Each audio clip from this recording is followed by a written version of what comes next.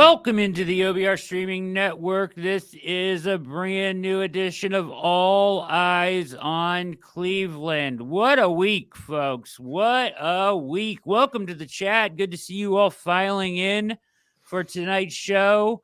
My name is Brad Ward. The man next to me, Decoy Kinnamon at Casey_Kinnamon. He's just a decoy.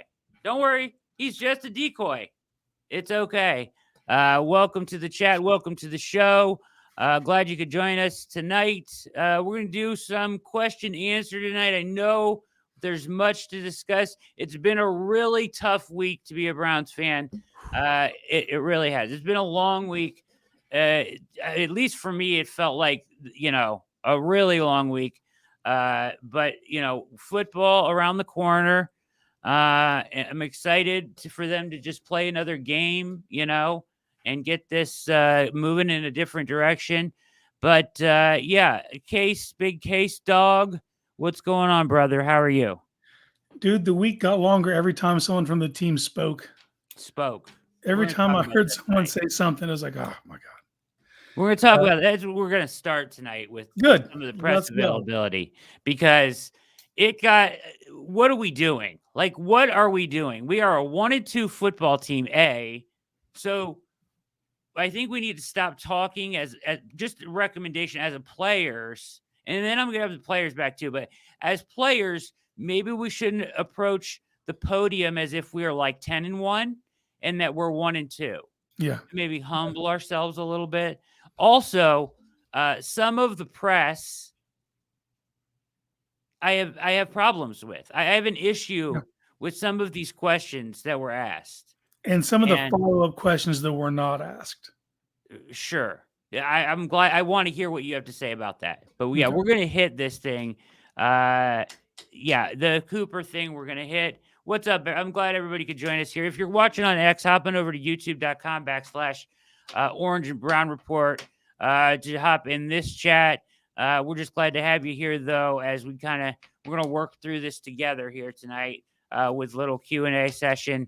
Get to all your questions and everything here. But, first and foremost, I want to kind of address this media thing. So, it's an interesting game this weekend.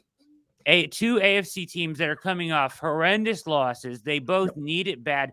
The Raiders had just as trying of a week as we did. Yeah. Yeah, and the highs and the lows, they come off a road victory to Baltimore, improbable, and then go lay an egg to Carolina, which did not always happen. We need this game, and it'd been better if they had blown Carolina out, been riding a high. It might be easier to knock them off, but them coming off a devastating loss like that, they're in the exact same position we are. Yeah. Plus the rest, great point here. The rest of the AFC North, Bengals go to 0-3. Have you seen her? Tell me, have you seen him? Have I seen Ellen DeGeneres? Have you seen Burrow walking into the stadium? Yeah. Looking like a lesbian? Have you seen it? Yeah, dude, I screenshot it and sent it to several Bengal friends as it was happening. Like, is this your guy? Get your guy. The problem is, man, he dressed up for that one game and everyone thought he looked cool. He was dressed like a 90s kid. Yeah. With the Nike chain, and you know what I mean? And then since then, that man's been taking liberties with fashion ever since then. That was cool. That was bomb. But that's the problem. It got to his head. He's like, I can take chances now. He looked fantastic in that. And then, all of a sudden, I don't know, we're wearing pink vests with blonde hair. Crop tops. Mesh shirts. See-through shirt. Dude, I got the receipts. I keep taking screenshots. It's been going downhill for 2 straight years. Where are we going? And I hope next week's worse. Yeah, I'm not a fashion critic or anything. I'm just saying, come on, I'm Brody. an old washed like dad. Like, I don't know what's hip, but if that can't be the direction we're going. That's crazy. Dude's from Athens, Ohio, man. Yeah. I spent, the 3 longest years of my life in that city. Yeah. I know it well. All right. So let's start with. I don't even know where to start. Let's start with. What do you want to start with?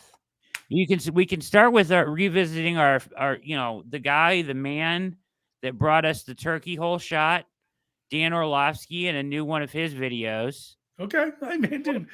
Or we can talk about the decoy. Well, for the About record, I was going to be Turkey Hole Case, aka Decoy Kinnamon, but it was too long. Too long. Couldn't fit it on in, so I had to pick one for tonight. Some great questions last night that I had to ignore in the chat during the react about what if you're a decoy in the turkey hole? Yeah. Like, great questions. Couldn't address them at that time. We'll address. For the record, you still have to uphold your end of it. I was able to work the turkey hole into sports for CLE today. I'm out tomorrow. I got the hook. I didn't get the hook. I was something came up. But next time I'm on. Just for the record, I did get it in today. And did he say anything? I saw the rundown, and I was going to be earlier in the segment. We're going to talk about something, and I was like, that's where I'll do it. And then it got skipped over because they interviewed a Raiders guest. So then at the very end, the very last thing we talked about, I was able to work it in there seamlessly. Did he ask you what a turkey hole shot was? No. Nope. I let it. It was just part of my flow. Yeah, I'm out, Jeff. Yeah, I'm not out of saying turkey hole. I'm out tomorrow. There's some things going on. Life happens. I have to attend to a family member's health issues. Gotta be there to pick up somebody from the hospital. I can't do it tomorrow. So Brian got me out. I'm in next Friday. Gotcha. Again, my normal slot. So I'll bring the turkey hole. You're just gonna have to work it in again next week. Well, it was just like magical because the first play from scrimmage was a turkey hole shot touchdown, and it's like, come on. I know. Come on. You got to be kidding me, right? We've been it was magical for that moment, and that's it. For that one singular moment. Yep. All right, that one moment in time. Isn't that what they play at the end of one shining moment? One shining moment at the end of the NCAA tournament. Yeah. All right. Let's get to this. Let's roll. Let's get back to real quickly. We're gonna get to the Q&A, but first I've got some things to address. I gotta get some things off my chest here. Really. Let's be real about this. This is the time and this is the place. Yeah. All right. So we're gonna start with I just want to look at this play because this isn't the decoy play, so everybody calm down. It's not that, all right? We know that he was a decoy. He's just a decoy. Dude. All right. I lost my shit when he was saying that shit. Dude. I had to pull over. I was angry in that moment. It's a little angering, but at the same time, I mean, we'll talk about it. We'll talk about it when we get to it. Good. I don't want to jump the gun on that. I want to talk about this play. And this is just a microcosm of what the All-22 looks like because he does a good job breaking this down. But for those of you that didn't watch the extremely painful All-22 breakdown, I'm sure you watched it, Case, knowing you, right? Yeah. Yeah. Yes. There are guys open despite the pass rush. Mm-hmm. The ball needs to come out on time. It's got to be the most frustrating thing ever for Dorsey and Stefanski to dial these things up, to have these things in. Like, I get it, there is pressure, but there are answers. Daniel Jones was under more pressure than he was. There are answers. Bound answers. Now, offensive line was terrible. I'm sure that played a role in it.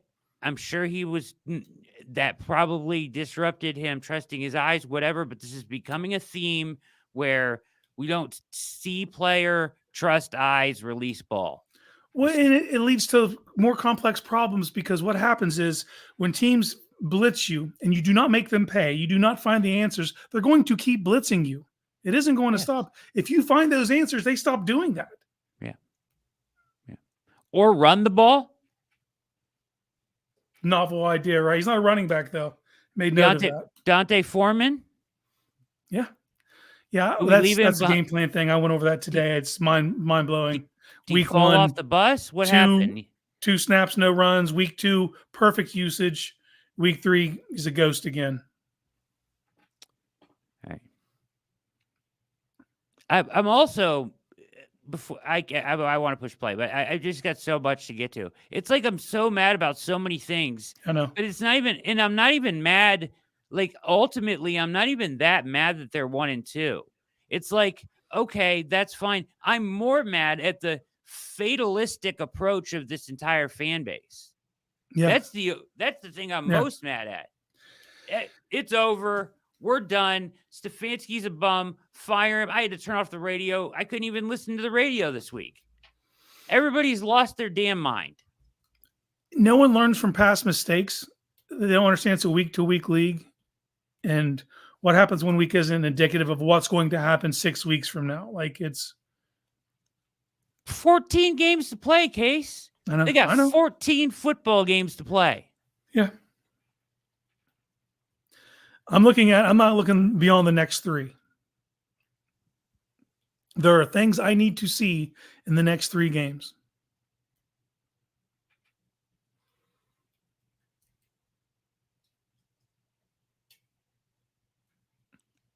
Yeah. Energy vampire. The vibes. The vibes. The poor vibes. All right. Let's watch this first. All right. This is Dan Orlovsky, our guy, turkey hole shot originator. Yep. Turkey hole Dan. Put it on the map.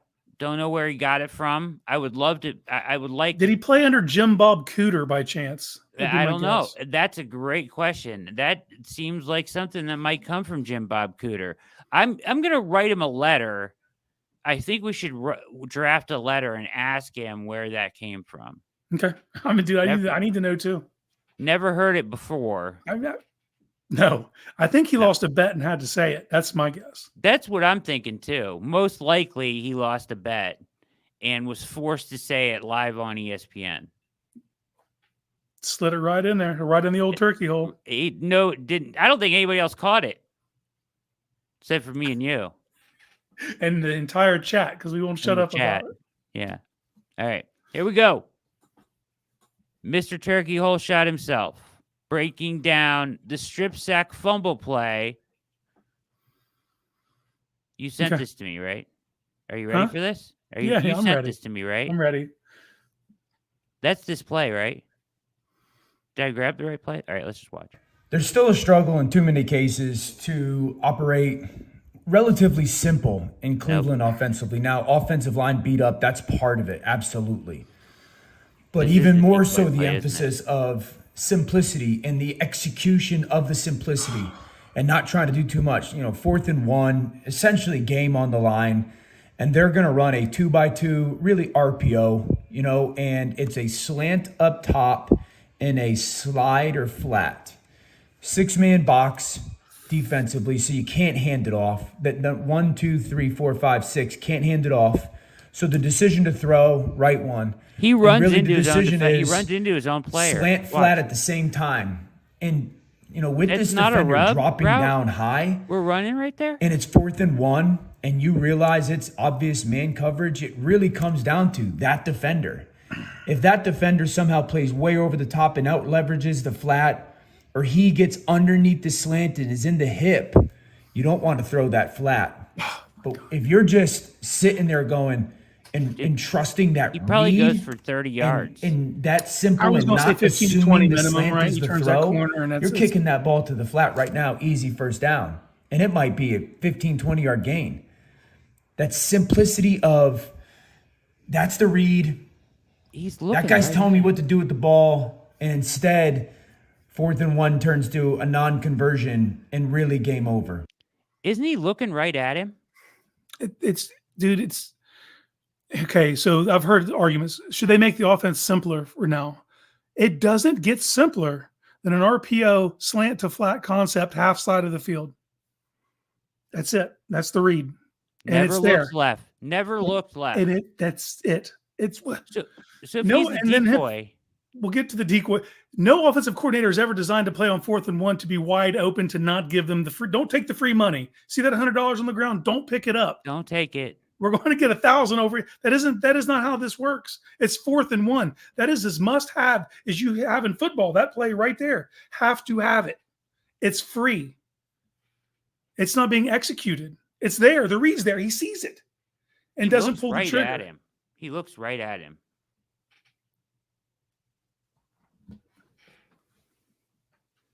Oh, to be a fly on the wall. Truth serum. Could we get some? God, I want to know what they think, man. They're seeing the same shit we are. Thank you, Philly. Yeah, he's right. It doesn't get simpler than that. That is the simple. It's half read. You're not even. It's not even. They're not even giving him to even look at the left side of the field. Don't even pretend it's not even there. No, because it didn't. You got to read one defender, as Dan pointed out. You have to read one Does he defender. Go over or under? That's all you need to know. Throw it over. So how he's a decoy, I'll never get. That's the part that pisses me off, because if I could have given someone $1,000 in that room, that's my follow-up question. Then where's the ball supposed to go, Deshaun? What's your other read besides Jerry then? And then because then he's like, anyone could pause a tape, any fan is what he said. Even though this is Dan Orlovsky, who's been in quarterback rooms with Peyton Manning, we'll ignore that. He said anyone can pause the tape and say, why didn't you make that here, make that there? All I care is about is how Dorsey and Stefanski grade me. My question is, how did you grade out on that play, Deshaun? Bet he don't answer. Yeah. Bet he don't answer. Get an A on that play? Did you do your job on that play? Yeah, is that what he's alluding to? He's fine with what he said on that play? Dude, the dude is pissing on us and telling us it's raining. It's like, come on, man. Like, the lack of accountability out of him is mind-blowing to me. Like, is there a question?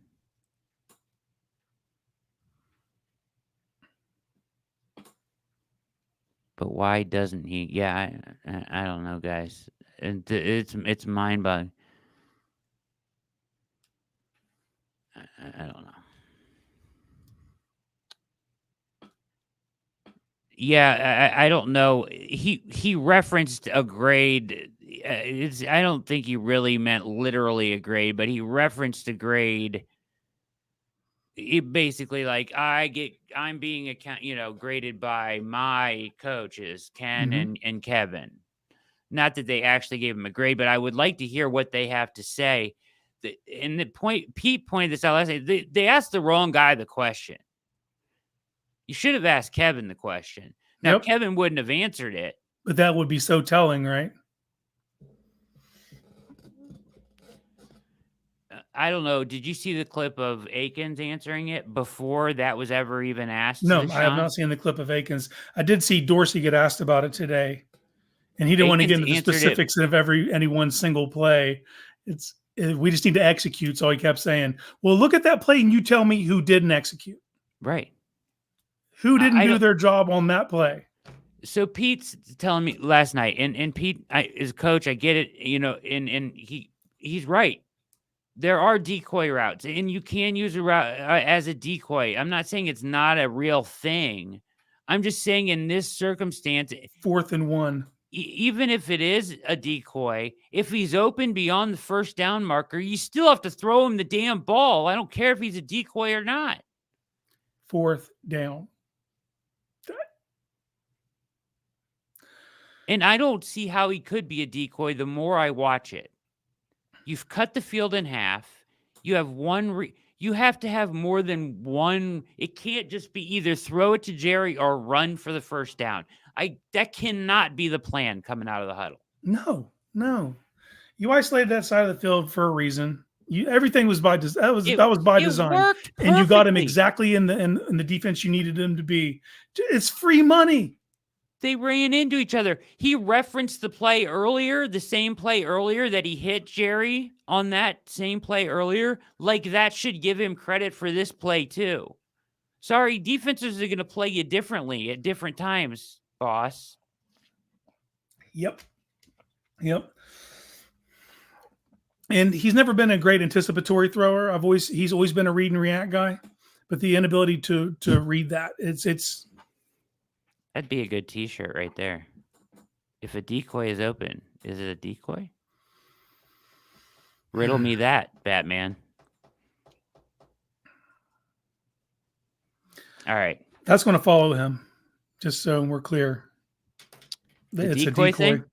You know, is Leroy Bickerstaff a decoy? Don't look over here. I'm just a decoy. Don't mind me. All right. Do we dare to watch any of that? Yeah, I mean, I'll get angry. If you guys want to see me get angry, go and play it.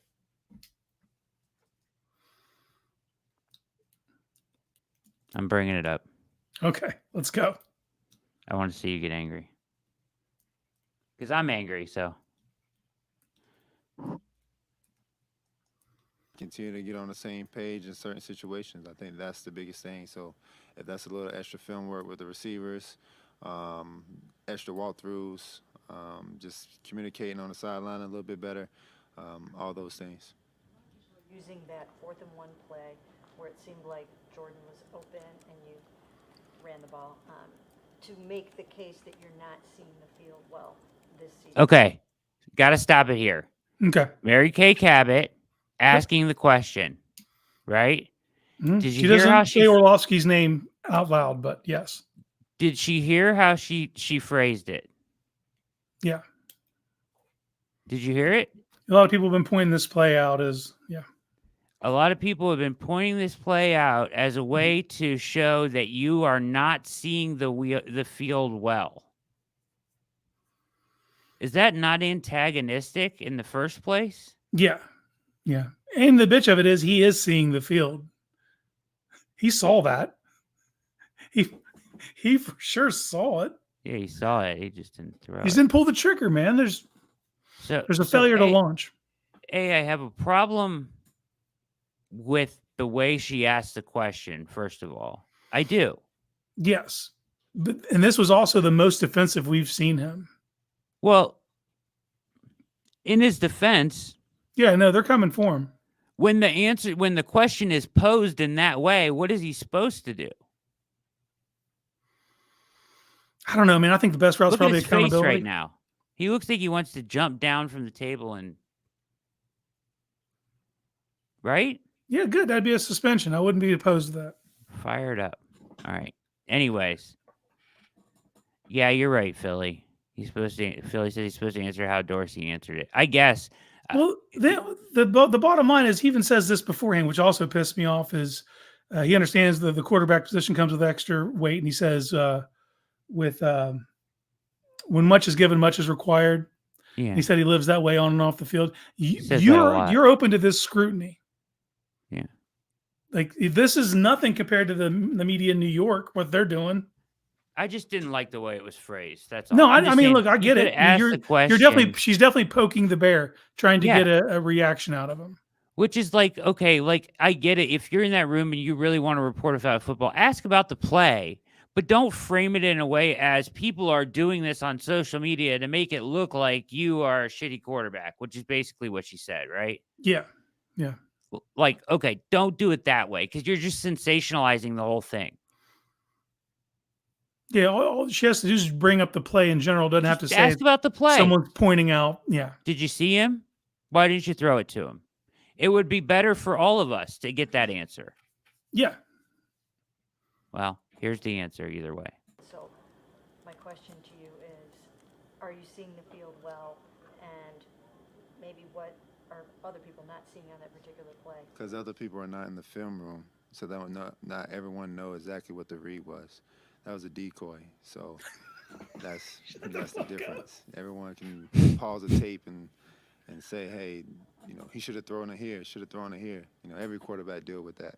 So if you choose one play and that's the play out of the whole game that everyone is calling, then so be it. It is what it is, It kind of a big play. No one's in those film rooms. No one is making those decisions. So I go based off of what is Ken Dorsey and Kevin Stefanski is saying. And, on that decision, they made a good play. They got jammed up on the slant. That's what we did it. The previous time when we scored a touchdown, I did the same as that read, and I hit Jerry. So, I mean, did I see it wrong then? So for me, it's just What does that mean? Like I said before, it's just I go based off what Kevin and Ken is making those. What does that mean, Case? What does that mean? Did I That see means it he wrong only had then? one read. He's telling you he only had one read, and it's the slant. Everything They're- else is window They're dressing. giving him one read, and that's it. That's what he's saying. That's what If it you're sounds believing like. going by those words, Gotta be kidding me, man. What are we doing? the What lack are of we doing? accountability, man. Everyone gets pissed at Stefanski when he says this sentence, I need to be better. You know, when he says that, everyone gets mad. Boy, would it have been refreshing coming from him right there. Just say I missed him. Yeah. I didn't pull the trigger quick enough. Whatever it is. But to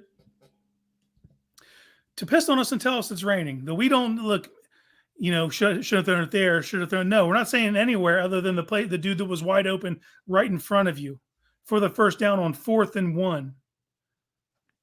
So what's the point in referencing the play before?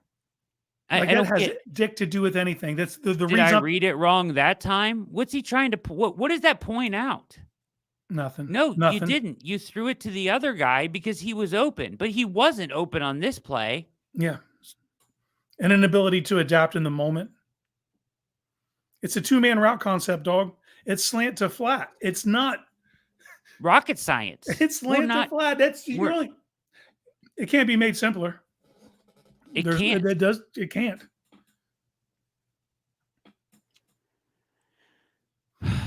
Dude's never getting to a backside dig. We're not getting there. Never. All right.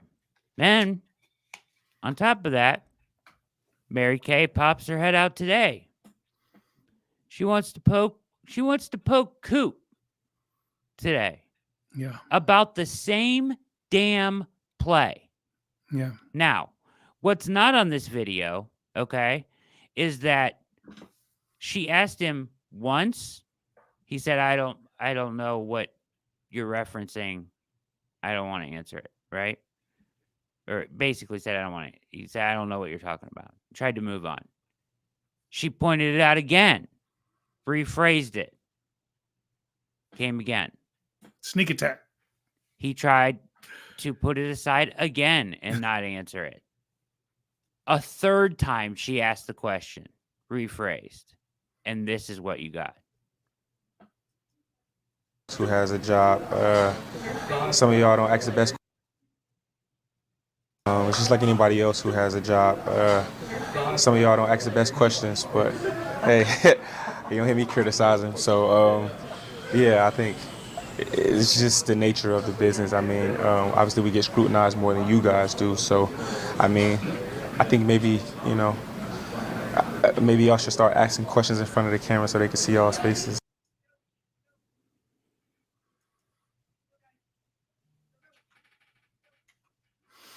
It's boiling, isn't it? And that's Amari Cooper. This is a guy that doesn't say boo to anybody. Nope. He's pissed. You're absolutely right. He was pissed. She pissed off Coop. That's hard to do. Yeah. It's hard to get him to show emotionality in any direction. I mean, wait till Nick Chubb's available for comment. He tried to answer the question and push it aside 3 separate times. Yeah.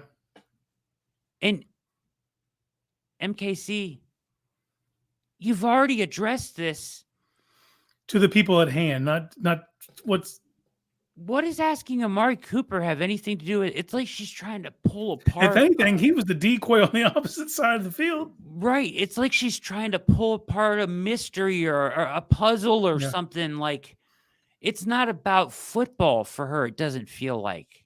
No, that's always been my criticism. Like, she has great sources and she breaks news. And that's the reason I'm mad that I am blocked, is because I sometimes don't get the scoop right when it happens. But there's a lot of TMZ undertones to how she approaches situations. It's not about the game. She's not asking to know about the game. She's asking to create drama. Yeah. Well, the reason she's back harping on is she got clicks from the question. So she's going back to the well.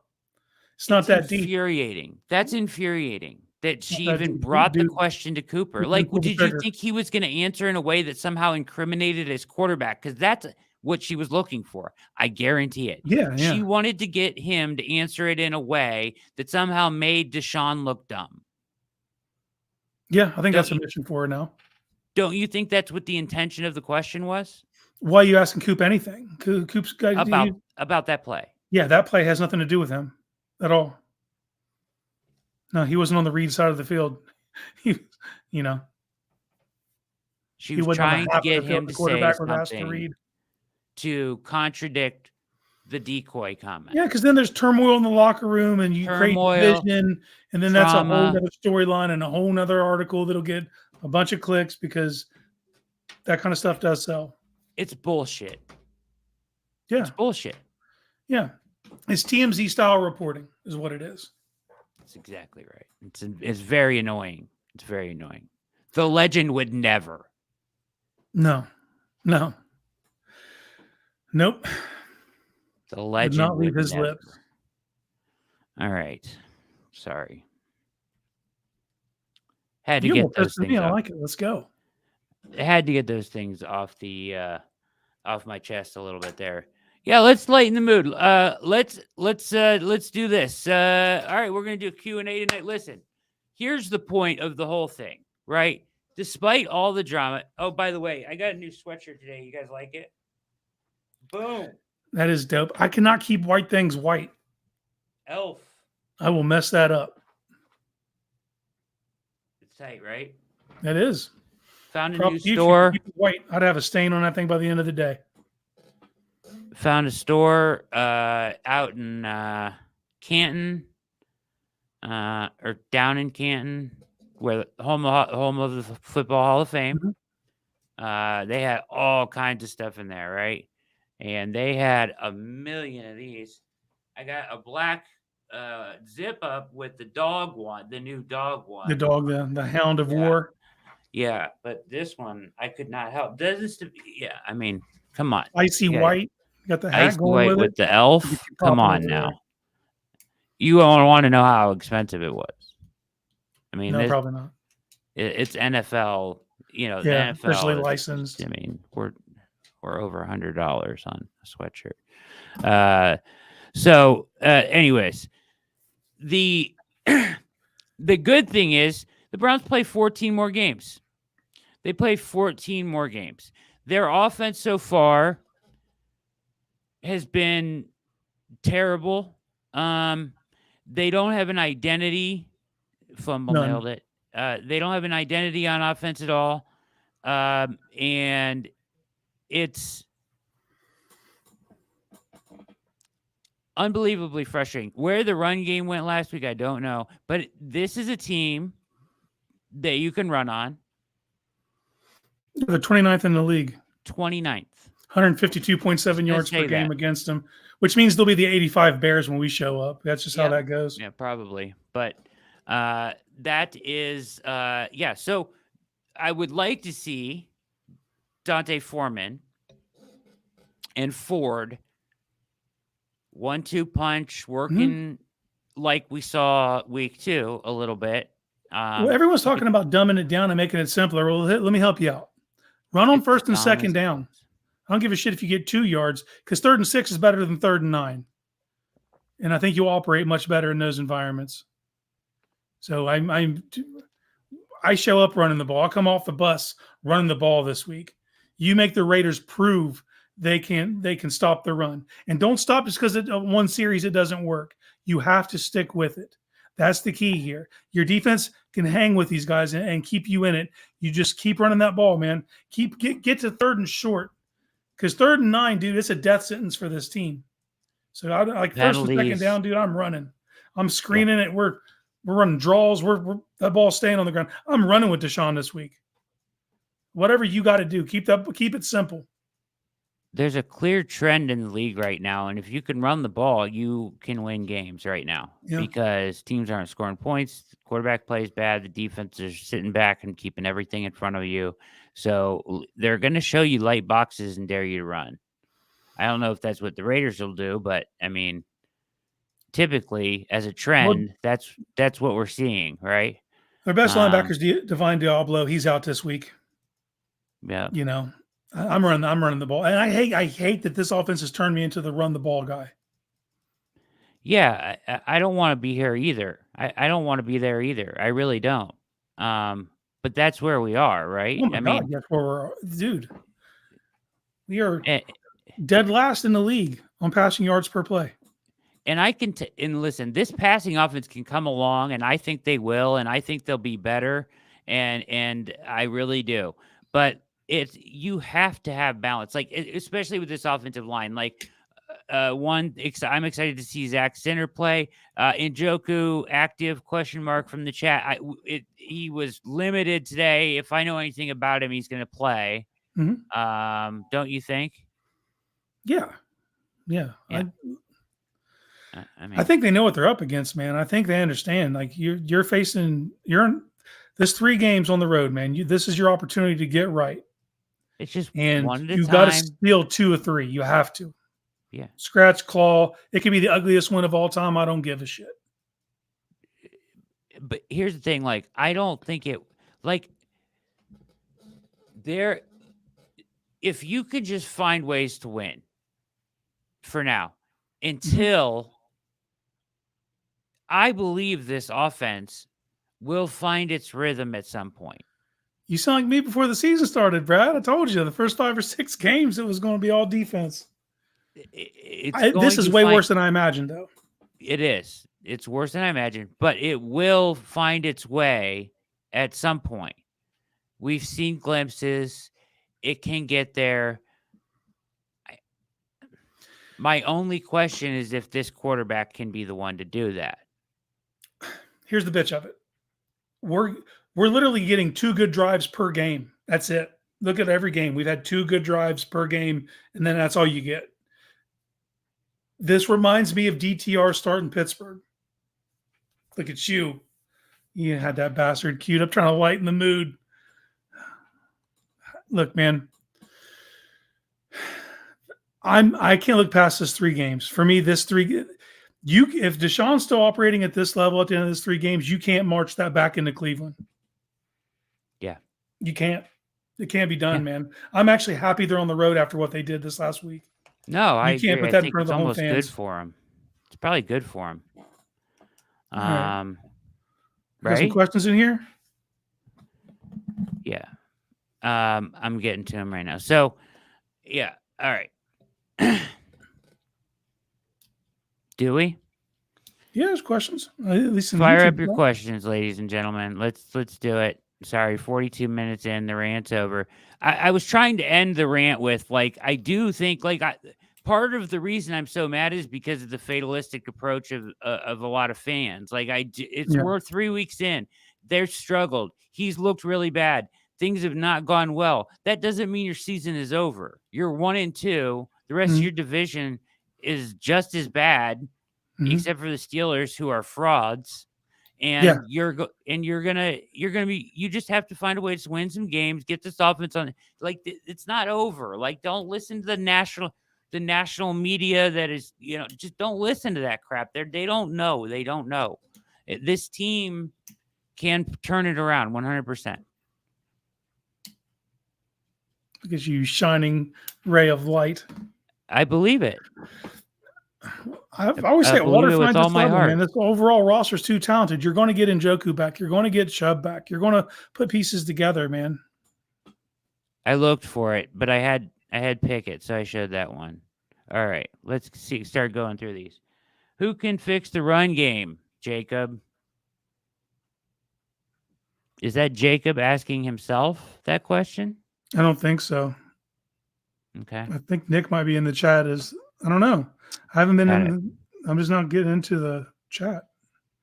How far back did you go? Shout out to you guys being active in here, man. Yeah, thank you all for commenting. Yeah, shout out for sure. But how can you fix the run game? All right. Well, you want to hear Jacob's answer because he did answer that question. Yeah, fire it up. He said, hire the North Carolina run game coordinator and run the ball 30 times a game and we will win. Not familiar with the North Carolina run game coordinator. 30 might be a bit rich with this running back room, but I'll tell you right now, It'd be better than what we're doing.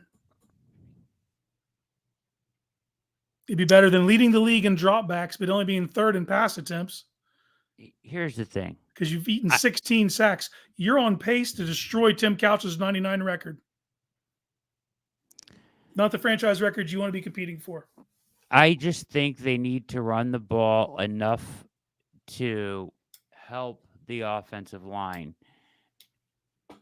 I'm not saying that needs to be the way you get it down the field. If it is, it's fine. That's great. You might be able to run the ball effectively. I like some of the schematic things they're doing with the run game.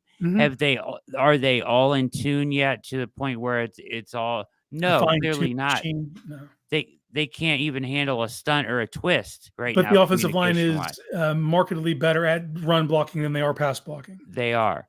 So with the combination of Ford and Foreman, using Ford to kind of maybe hit the perimeters off tackle and Foreman up, in your gap stuff and trying to get up, whatever, inside zones, stuff like that. I think you can move the ball, give yourself the opportunity to get more reasonable first downs instead of always be throwing from 3rd and 11 or whatever, right? And then also it slows down the rush. It forces them to respect the run. They can't just tee off on every single play. Now, I did hear that this talking about on the radio today or on Ultimate Cleveland Sports Show, they were saying something about you have to run the ball to get play action. False. That's false. Not true. It's a fallacy. You don't. You can run play action after not running the ball 30 straight times, and those linebackers will still flatten out. They will still lean forward a little bit on their toes. I guarantee you. Yeah, if you're good at selling it, it doesn't matter. Yeah, Stefanski said this in an interview on Pardon My Take with Barstool. So, but they're not even getting to that play action, shot plays, stuff like they're not getting to that stuff. No. So but they don't have any long developing plays. That all starts for me with the run. And I would add to that. You got to get more creative with your screen game. You got to find ways to get the pass rush at bay, and you're not doing any of these things. We're literally the team that drops back the most.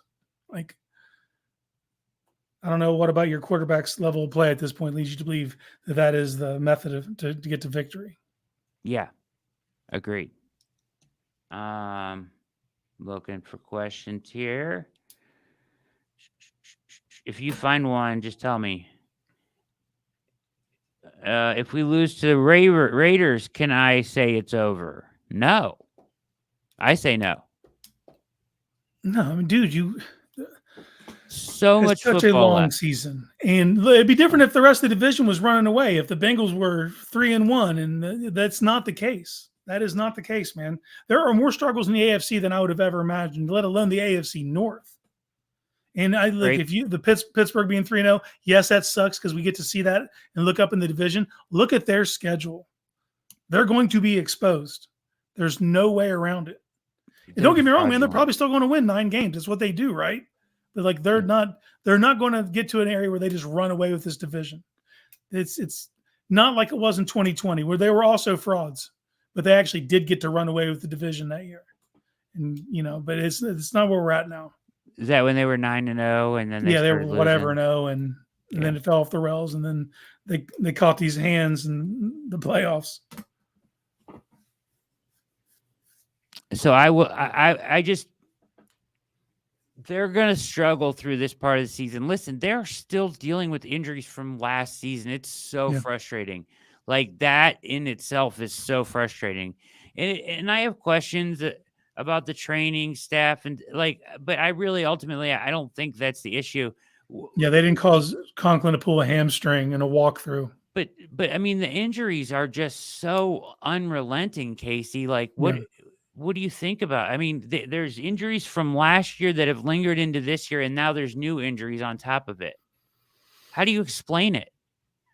No, you got to go individual. You got to go case by case. And some people can play through injury. Some people can't play through injury. Some people are perpetually injured.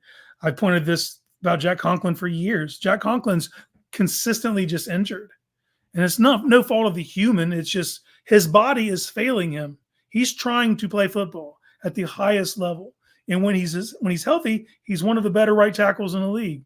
But he can't get to that level. And I can't get mad at him. He just can't get there. And for us to expect him to is just as much injuries as he's had, it feels unrealistic to expect him just to be all right. I'm not going to say Freddie Kitchens' name, Jacob. Quit messaging me. Why does he want you to bring up? Because he's the North Carolina run game coordinator. Oh, you bastard! And that's why he said you bastard in the chat. Now I know. All right.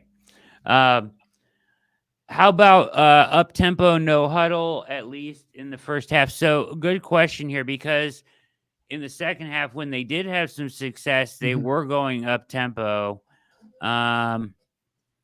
Is that it tires them down a little bit, and they can't substitute. It is pretty tough on your offensive line. That kind of pace. You can't do it all game. No, but you got to pick. If you can pick and choose your spots, I'm all for it.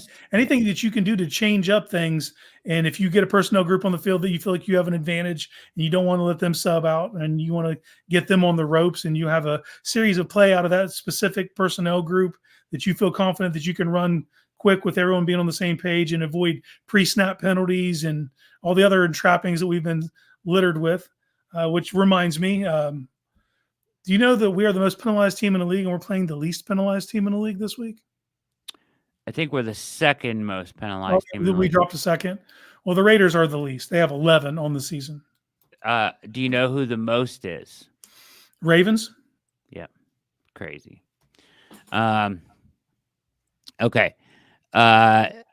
Yeah, so I did see that. The question, here's the thing that the Giants did so well, and I wrote about this. I don't know if you guys read it or not, but so you have Shane Bowen, and you have Mike Vrabel, and you have Jim Schwartz.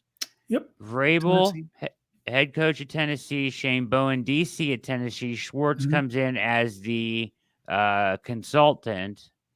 They had spent 2 or 3 years together there.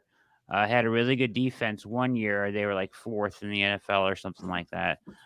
Anyways, Bowen is known for never blitzing. He pulled an okey doke. Yep. Never blitzing. Yeah. Rush with 4. Play zone behind it. Keep everything in front of you. Very Joe Woods-esque. Very every kind of thing that everybody's doing in the NFL right now a little bit. And knowing that the two people that know him best are on the opposite sideline, he did the exact opposite. He blitzed everybody from everywhere, unrelenting pressure, played man-to-man on the back end, and they were not ready. They were unprepared, and they got outcoached. Dude, it is a copycat league, and that's what the most disheartening thing to me is when you talk about the blocking is I knew the tackles were going to struggle because they're backup tackles, and these are guys returning from injury, and it's going to be rough there. But your interior is failing as well, and it's the inability to pick up stunts and blitzes, and everyone gets to see it. That tape's out there for everyone, so that shit is not going to stop.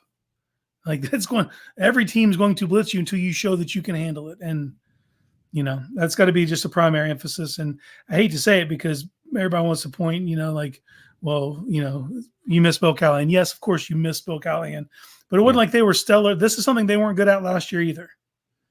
And it's concerning because these are veterans. These aren't guys that are new to the league. It's when you have a quarterback who holds onto the ball too long and you can't handle blitzes and you can't recognize stunts in time. Like this is going to be what you see until you prove that you can handle it. So prepare yourself. Stefanski unable to change his schemes. So this, for me, is part of the issue right now.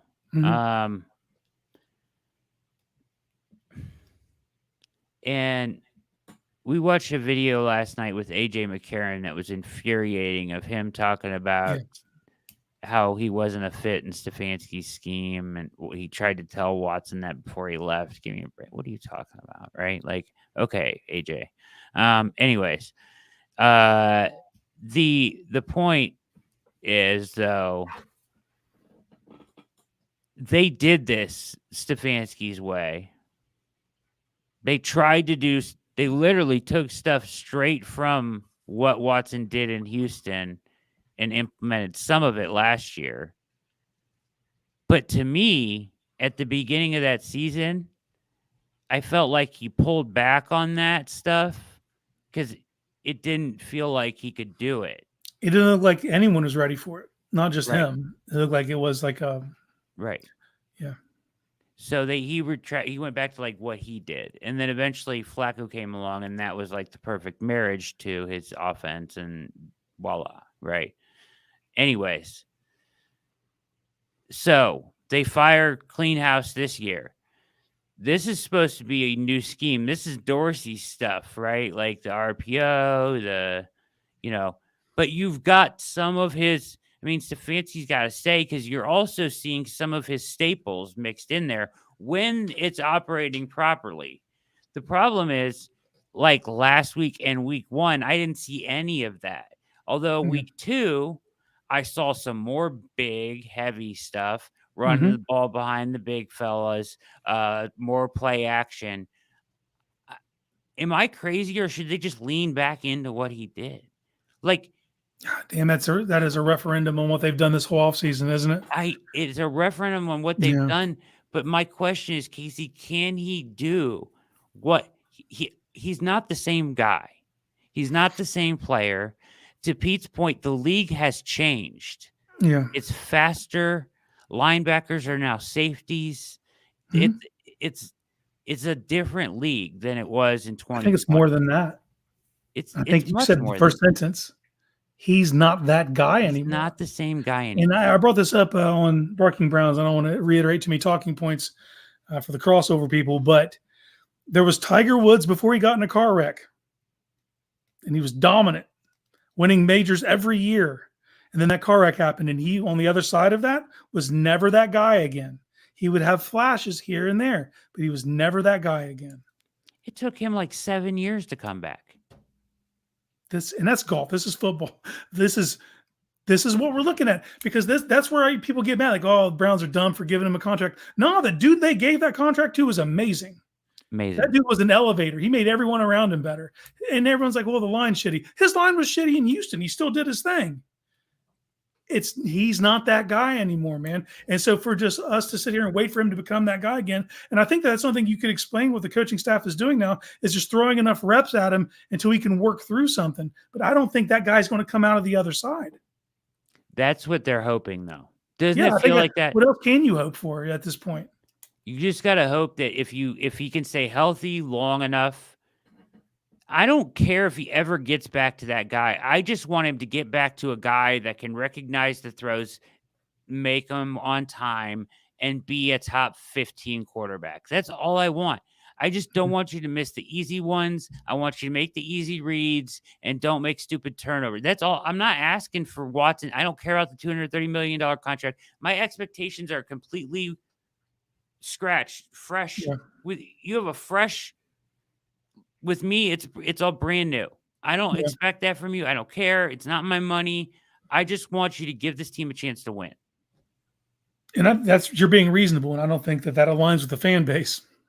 They're going to, no matter what, they're going to attach him to that contract and those expectations of being a top 5 guy. And I think that's out the window, man. I don't think that dude's there anymore. We're way past that. But then people are like, why don't we just want Stefanski to go back to his old offense? It's like, I don't think Watson can do that. I don't know what he can do is my question, I guess. I think he can do that better than he can do this. I think it's negligible. I think there's a guy on the team that can do what Stefanski does. It's how long is this leash? We know that. How long is this leash? That's the problem. I just don't. I think it's 3 games. I think we're in this 3 game. If he doesn't show you that he can lead this team and lead this offense to be productive in the next 3 games, you can't march this back into Cleveland October 20th. I'd be fully behind making the move right now because you need wins now. Yes. No, yeah, you're not going to get an argument out of me. I think that because of the contract, because of the money, they want it to work out. Obviously, they would rather it work out than doesn't work out, because if it doesn't work out, someone's getting sacrificed. I don't know who. It could just be Deshaun, but Jimmy might demand a pound of flesh. I don't know.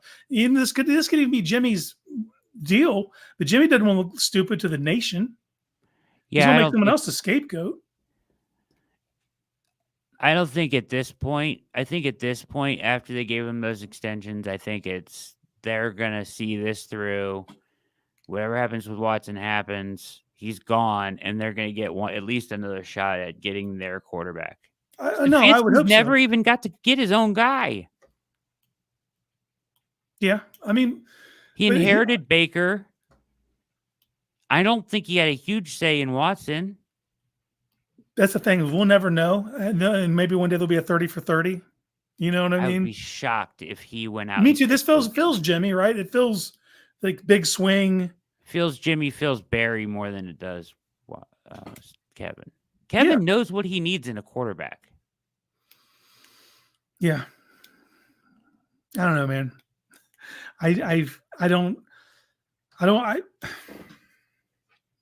If he were to be what you want him to be, just that top 15 quarterback, recognize the easy stuff, make teams pay when they do dumb stuff, and just keep this thing afloat and give me 20 points a game. 20. I'm not greedy. We haven't scored over 18. I'm not hopeful. I don't know where that comes from, man. I don't know if what just happens. I'm watching him leave meat on the bone constantly. And don't get me wrong, I'm not trying to say that the Browns have the best separators in the league, but there are open dudes all the time. And even when he's under pressure, but he's not staring it down, he's not taking the hits and just delivering the ball. And that's what you got to do to get people to quit blitzing. And he's not doing it. He's holding it, not even getting the first downs, man. Yeah. The crazy thing is, if there was 1 year you could get away with this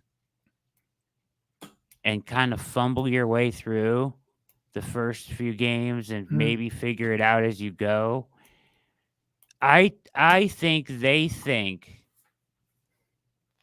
I don't know if they think this. I think they hope this. If they can keep him on the field for 6-7 weeks, he starts to turn the corner like he did a little bit last year. But in a different offense, it's more explosive and everything else starts to click. I think there's a non-zero chance that I'm not ruling that completely out. But right now, it seems far-fetched from what I'm watching at quarterback. I'm all the way out on it. All the way out. I hate to say it. I am. I'm all the way. I don't know. That's a great question. Who is allowed to pull that leash? Yeah, that's another question that I pinned on those guys the other night. Is we don't know. Does he have that call? He didn't even have the call to tell people quarterbacks when they can play and not when they're injured. You know what I mean? We've seen that play out to where the quarterback kind of has to say when they go on the field. And it's at the end of the day, I need my head coach to be able to make those decisions. So I don't know if this is above his pay grade. Yeah. Some talk about Thanos' weight in here.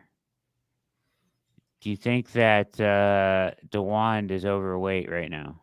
I think he's been overweight his whole life. I think he's just been a good enough athlete that it's. You know what I mean? Like, is it causing him an issue at right guard or tackle? I said this from the jump. I think that he's going to, if he were to lose 30 pounds, he'd have a much longer career just for his joints and overall health. But DeWan's big. I mean, he's a gigantic human. Like, I don't think there's any question. Yeah, he's overweight.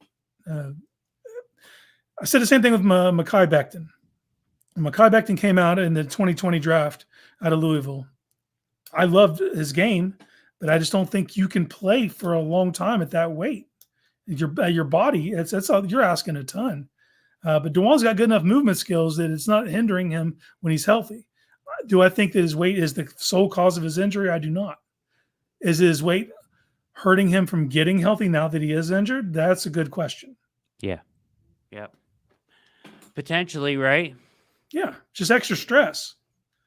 Ask any doctor how, if for every 10 pounds you are overweight, that's 50 pounds of pressure on your knees. I thought that Orlovsky video was the one of him. Orlovsky did that one too, I think, or somebody else did. There, multiple people did the play, strip sack fumble play, Yeah. where Judy was open Mhm. and he hitch, That's the pat, problem. strip sack fumble. But if you watch the all 22, Judy's open. Yeah. I mean, he's working a comeback and he's got him 10 yards out in front of him. So if the ball comes out anytime, and it's like, could have gone out there at the top of the drop, should have gone out there, could have gone out here, can't come out now because now you're getting sacked. And that's DeJuan got smoked on the play. But the guy still had to run the ball hoop should to have get been there. gone. The hoop's enough. As long as you make the throw at the back of your drop, we're not having this conversation. Ball should have been gone. He was wide open. And And his honestly, processing is not matching his footwork. if he and if he throws that, if that pass actually goes, I think it gets picked because he waited so long. The guy's Yeah. already coming back. Yeah. I'll say this too. When he hitches, you know the play's over. If you're watching it and he hits the back of his drop and he starts hitching, all the timing's off now. Like and this isn't necessarily just a timing based offense. It would have been worse last year, but like he's so indecisive when he gets to the top of that drop and he waits. Cause like I said, he's not an anticipatory thrower. He's a see it and rip it. And it's not, there's a failure to launch at that moment when he hits the back of his drop. When they drove down the field and scored in the second half, that drive, didn't it appear he was just ripping it for a little bit there? Yeah. They Every were time he running does it, I'm worried he's RPO. hurt. That's when he's hurt. That's how he plays. His back foot hit the ground on that one play. The play that he was talking about in the press conference where he hits Judy on the slant, deep slant, or post, whatever you want. I mean, his foot hit the background and just let that thing rip. Just. Dorsey kind of mentioned something about it today, being more decisive. And I think that's what he's talking about. I think that, like, for me, the biggest flaw in this is he's not, from pre to post, he's not recognizing things. So I think the sooner you get to the line of scrimmage and get indicators so you can come up with answers in your head for what you're seeing the defense do, I think that gives you a better chance. When he's trying to read everything live, it's not happening for him. Right. So whatever pre-snap indicators you can give him to formulate where he needs to go with the ball in the event that the linebacker's coming, or I got a corner coming off the edge, because he never replaces the pressure. When pressure comes, especially off the edge from a corner, you need to throw at it. That's the vacated spot. He never does that. Hots. He has a hard time with the whole hot thing. Like, and I don't know what's going on with, the protection up front and them not being able to handle stunts and twists and the communication of, the Giants talked about it, or somebody talked about it. They didn't even worry about where the quarterback was. They were like, we are going to attack their protections. We're not even worried about the quarterback. We're just going to confuse the protection. And that in itself, by attacking the offensive line that way, will generate the pressure, and it did, and it worked amazingly. So that has to be fixed. I mean, the communication was non-existent up there. Yeah, I watched Joel a few times pass someone off to Jed, and Jed didn't see it, and he's looking over the edge, and with Jed, two free rushers at once. Jed looked like he would rather be any place else in the world. I think that's who he is. But if you looked at the stats before Teller went out or whatever, I mean, none of them were the problem. None of them are playing well. The bitch of it is Teller was playing the best out of all of them. Yeah, but I mean, like Bitonio's giving up pressures. Pochik giving up pressures. I thought Nick Harris did a better job when he was in there. Now they were in the hurry up and it was at the end. So, but I do have one critique about it. Yeah. You can't run quarterback sneak with Nick Harris as your center. I know. You kick him over to guard and put Pochich in the center if that's what you're doing with Jameis. Like that push is too immediate. You can't do it. Yeah. That's my critique.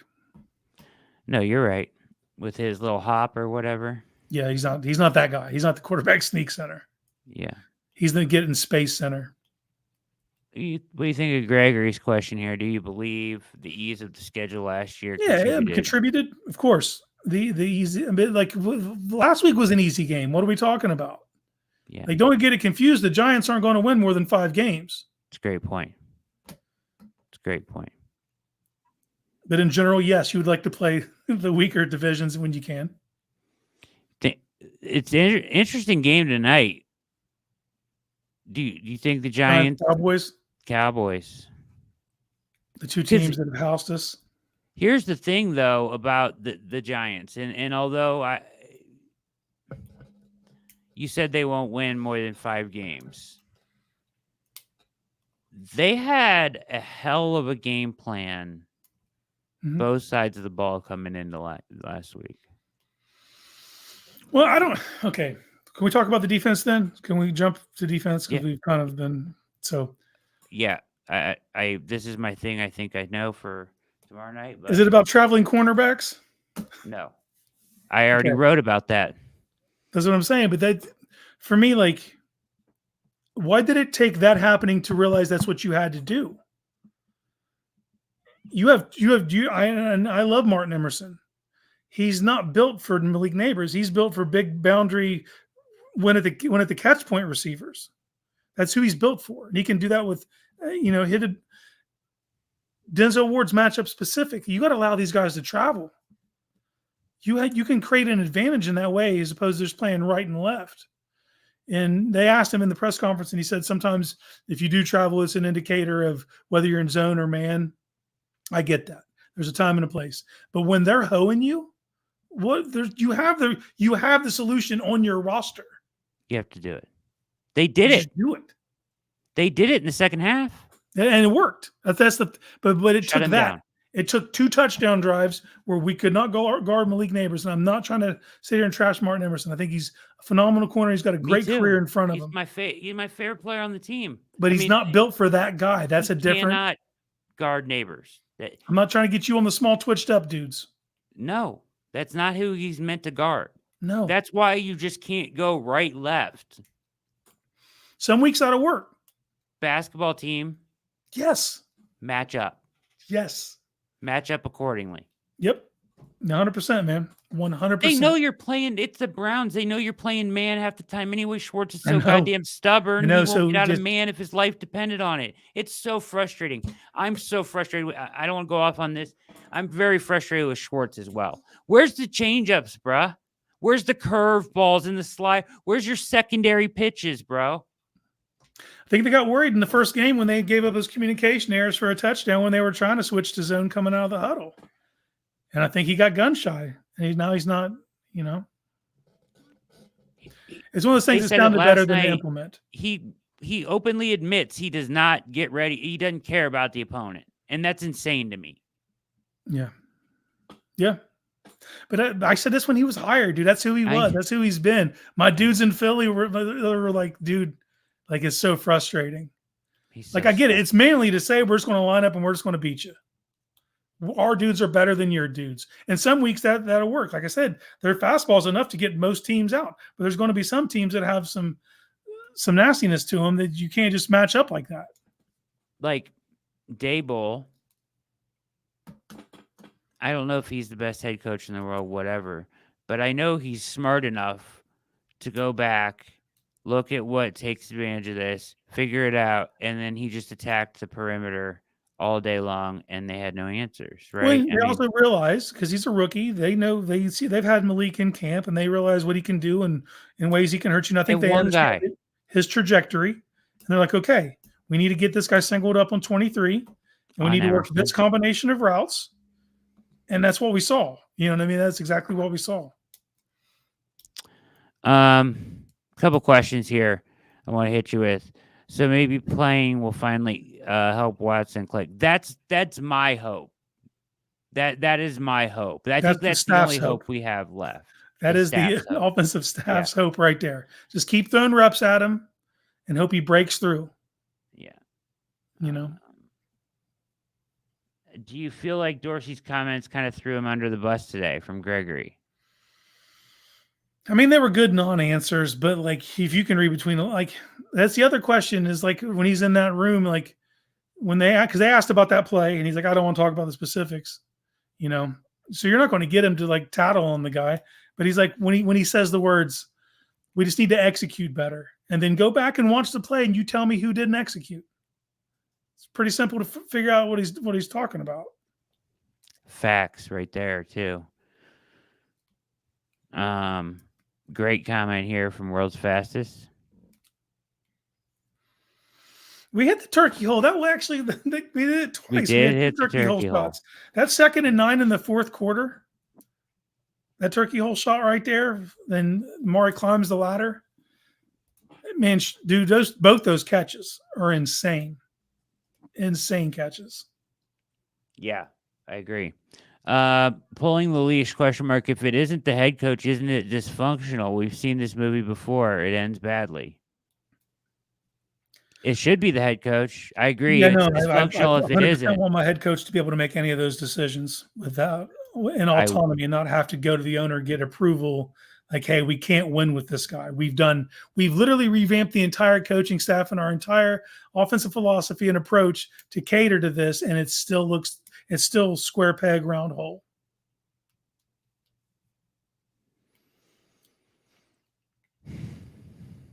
Offensively and defensively, they failed to adjust in the proper amount of time last week. So defensively, what you pointed out, and I hit both of these in things I think I know on Monday. I don't know if you read it or not, but I did the ward on what we just talked about. Mm-hmm.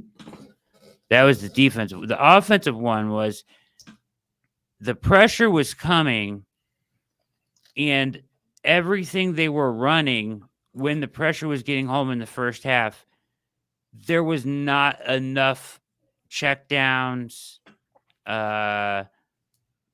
blocking out, like any of the screens, anything to give him a quick answer and just slow down, make him think about it for a second, run the ball, anything. Underneath shovel passes.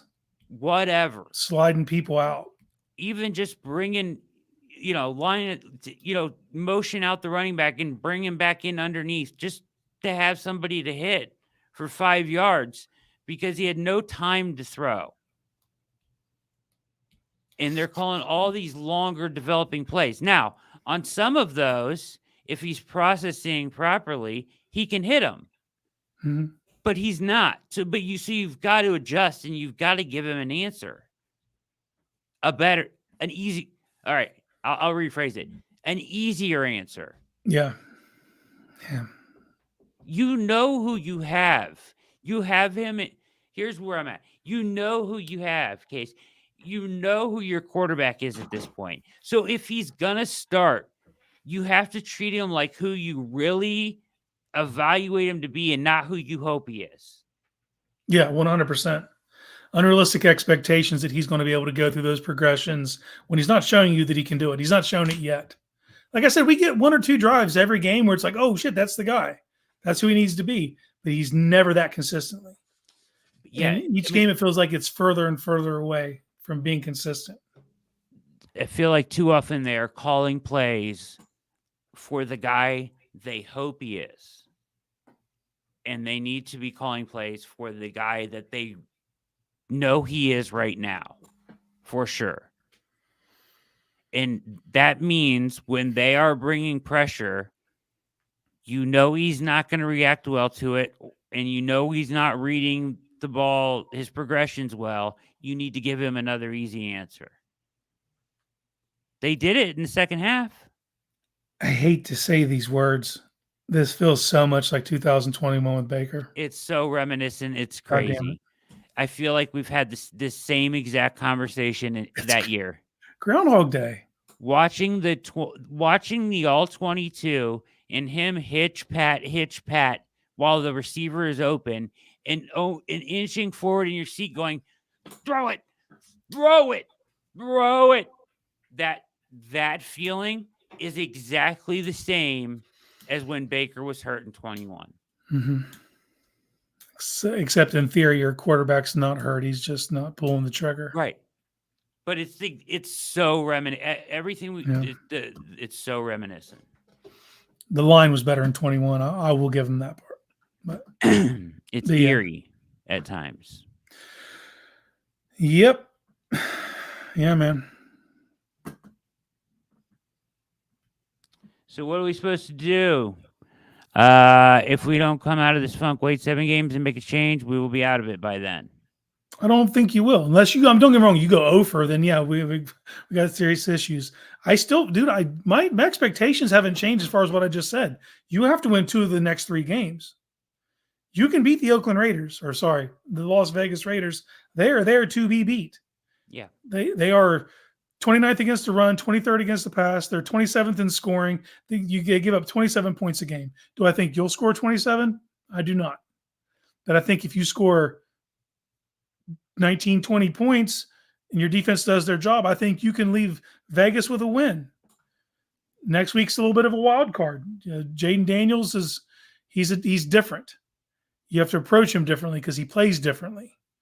But he might be one of those here for a good time, not a long time type players. Philadelphia is not the world beaters they were 2 years ago. Yeah. These are winnable games. They're on the road, but they're harder. But I think it's a bonus to you that you're playing on the road now, given how things have went at home. And that's the most frustrating part to me, this thing for me, man, is you want to feel like you've built something that's sustainable.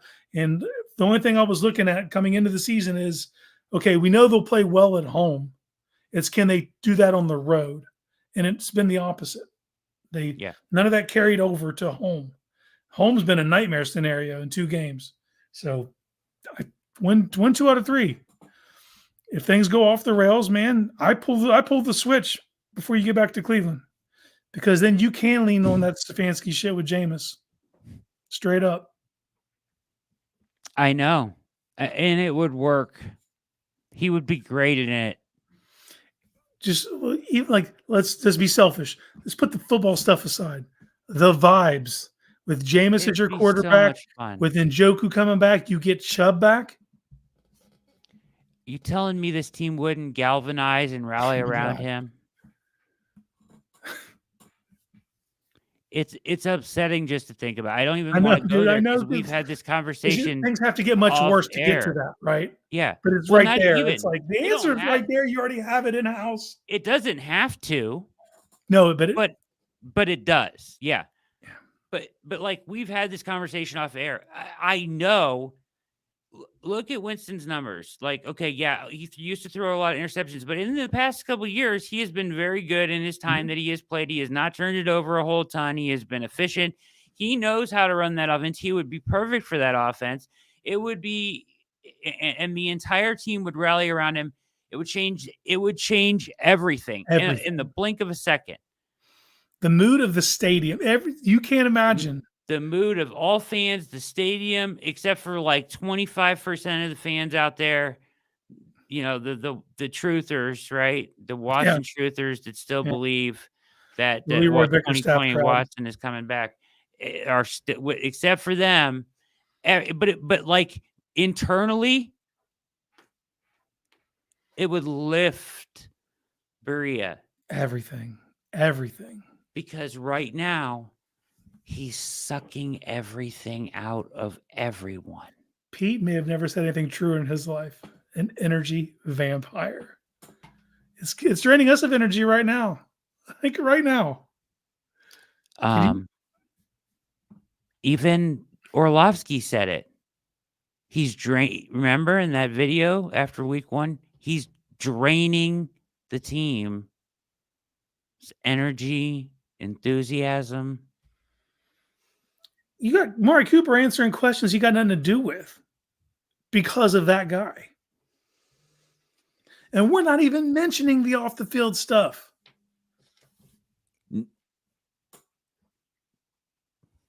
I'm just hoping. I don't even want to say what I'm hoping. I don't even want to say it. It's not even right what I'm hoping for. Okay. Just know that I'm thinking it. Do you know what I'm thinking right now? Yeah. Be an easy out. Aren't they hoping that? Truth serum. That's what I'm saying, dude. Like, I would pay anything Honestly, though, to get do you think that Stefanski just blind drunk.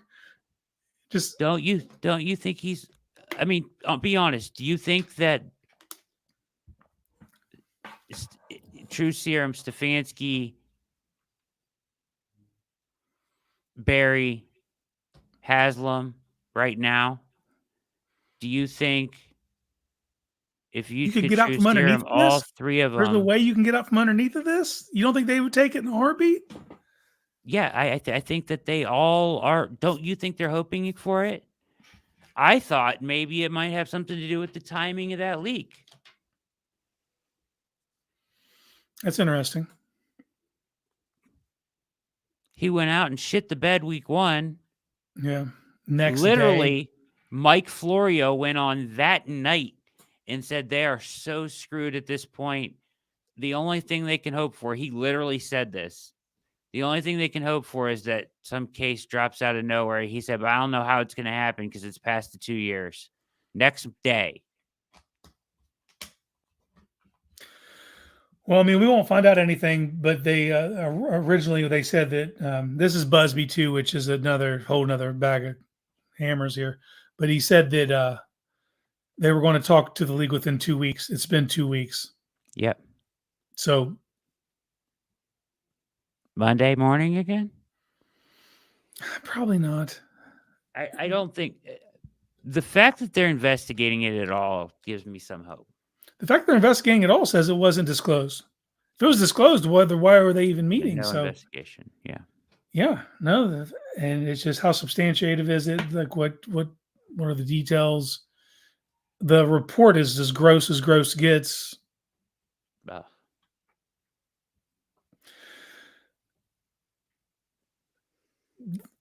I do. I hate it for the other 52 players in the locker room, man. I hate it for them.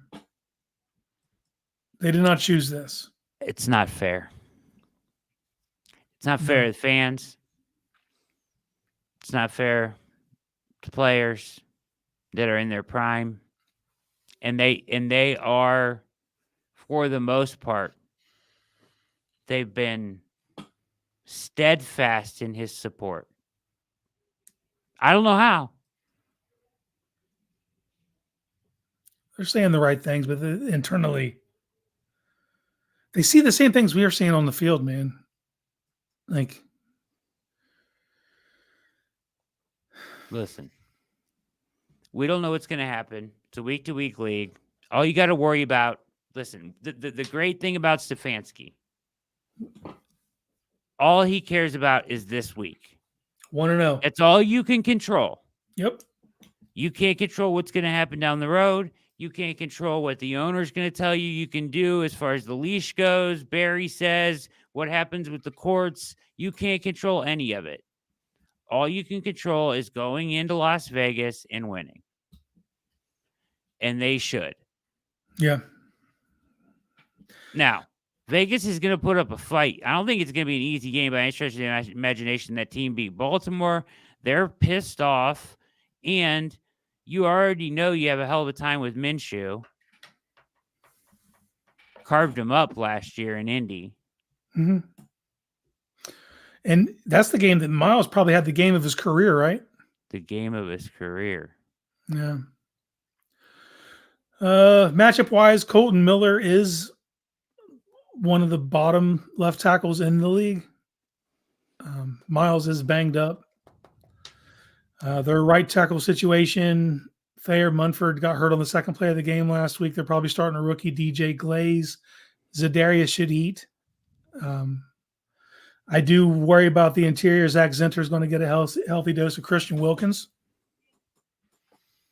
So this is the story of the season, though, man. Every team we play has problem areas that match up terribly with us, but they're not overly talented. You would not take the Raiders roster over our roster.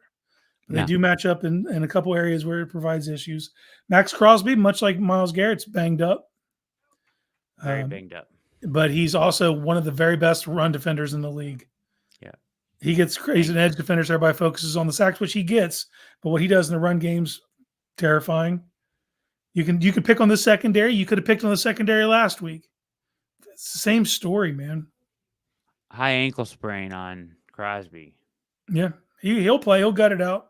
He'll play. I don't think he'll be nearly as effective as they want him to But be. against our line, he might be. If it was against another team's left tackle or right tackle, because he moves sides, it'll be dependent. Where do you think we should focus on both sides of the ball to get the dub? Let's answer this, and then we'll get out of here. Okay.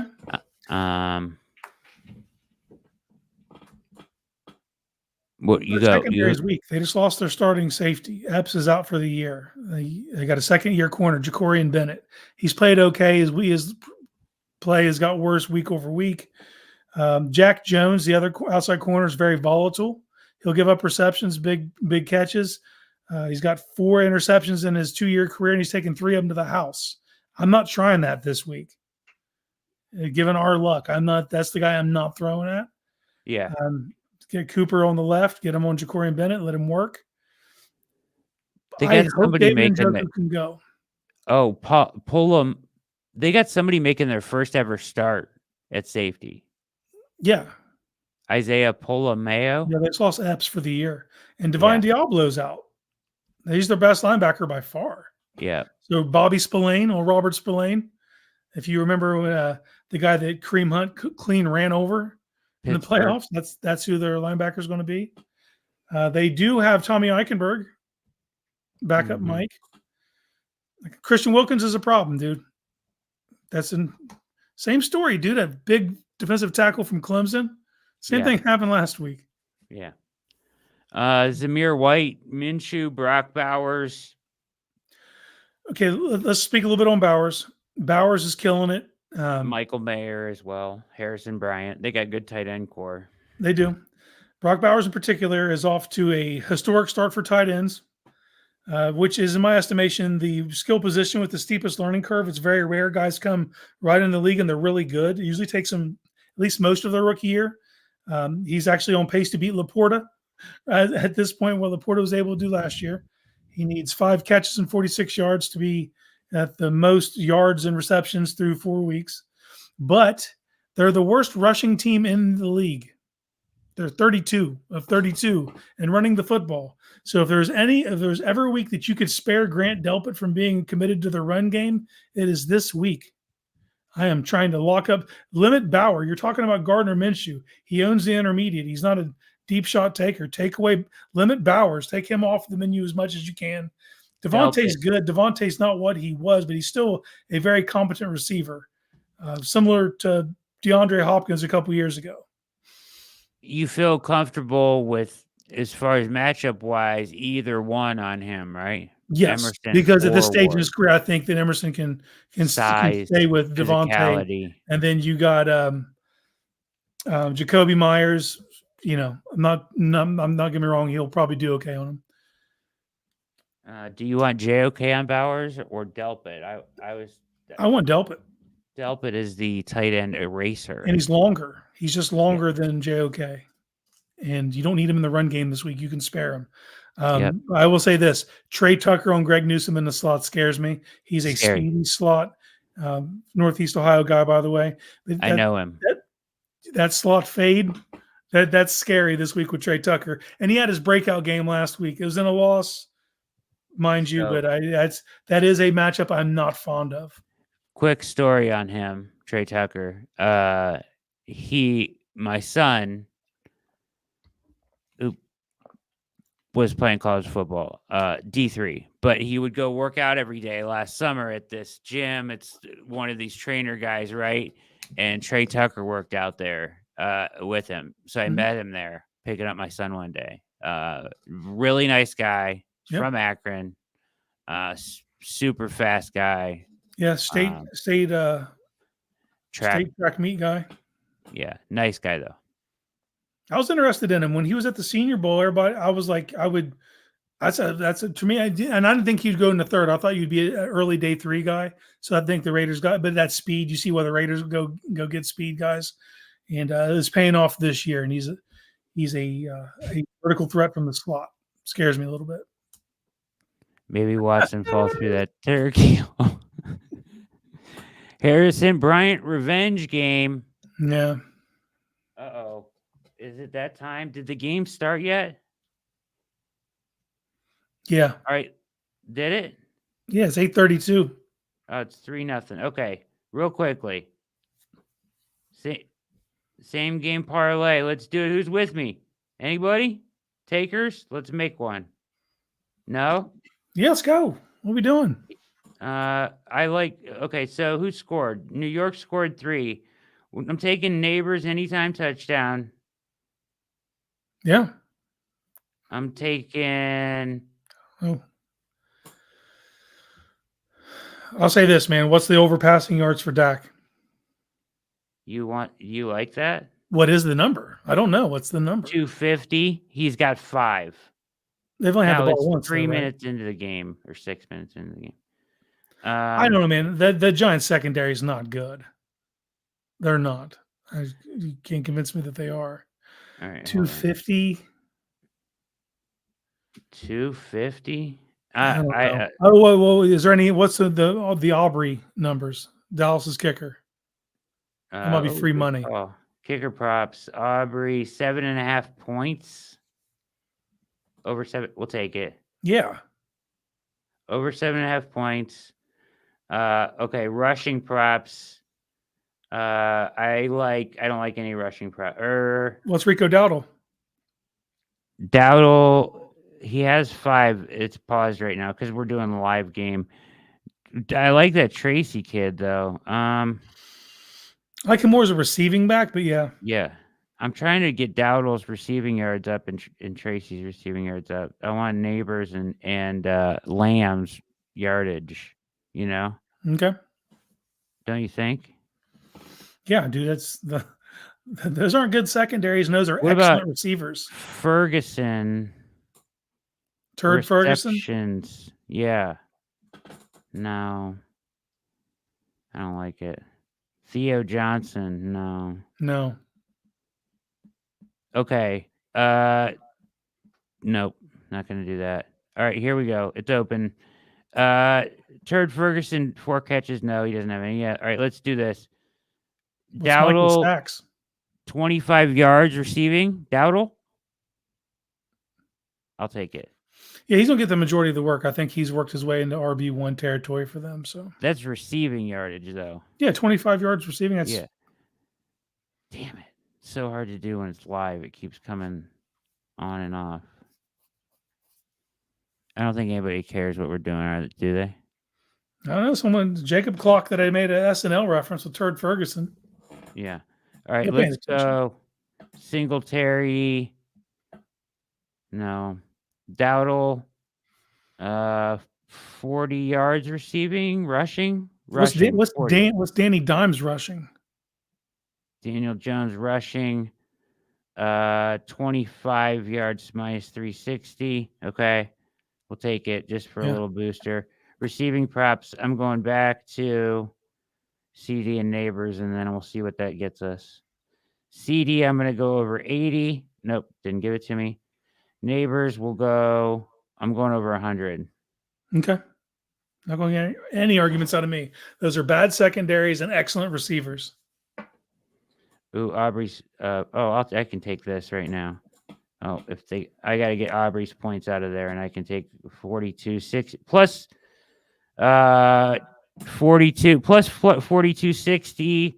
$10 wins you $430.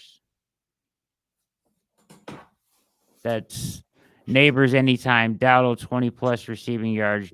Dowdle 40 rushing yards. Probably shouldn't do both of those.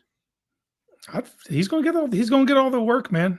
Lamb 80 receiving yards. There it goes. I'm taking it. Done.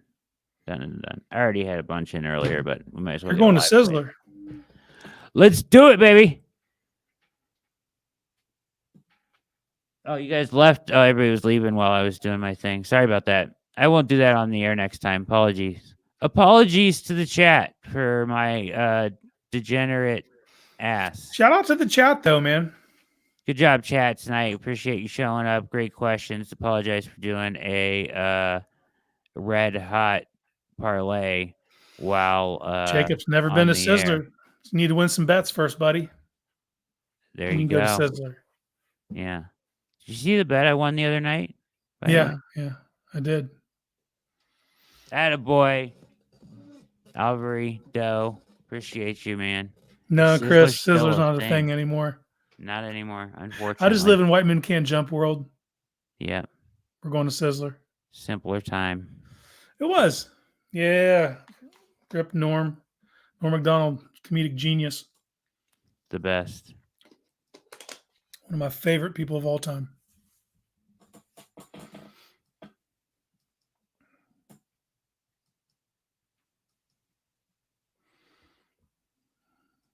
Oh, Lamb's killing it. There we go. Free money.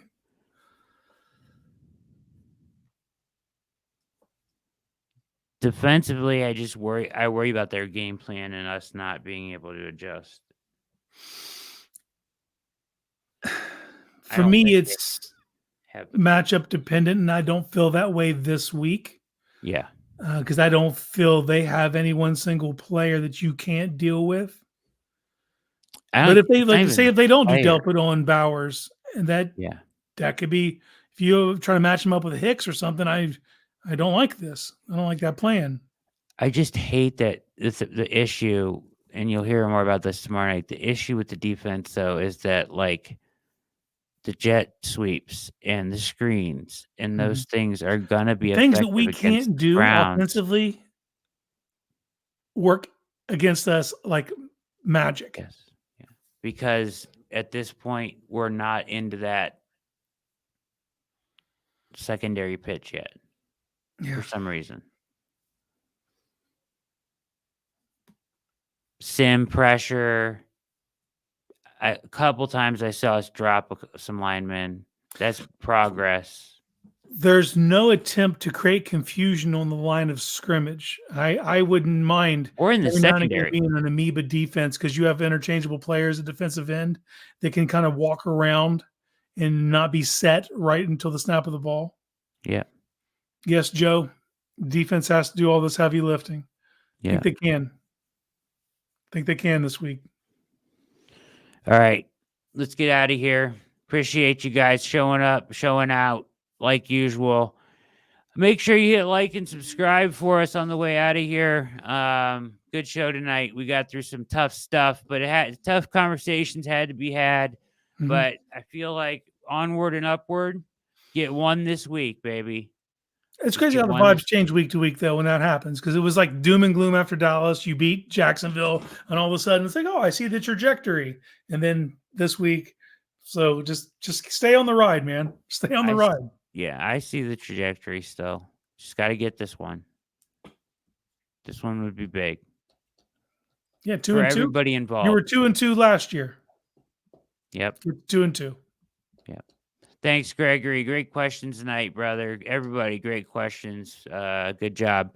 We're going to get out of here. Appreciate you all.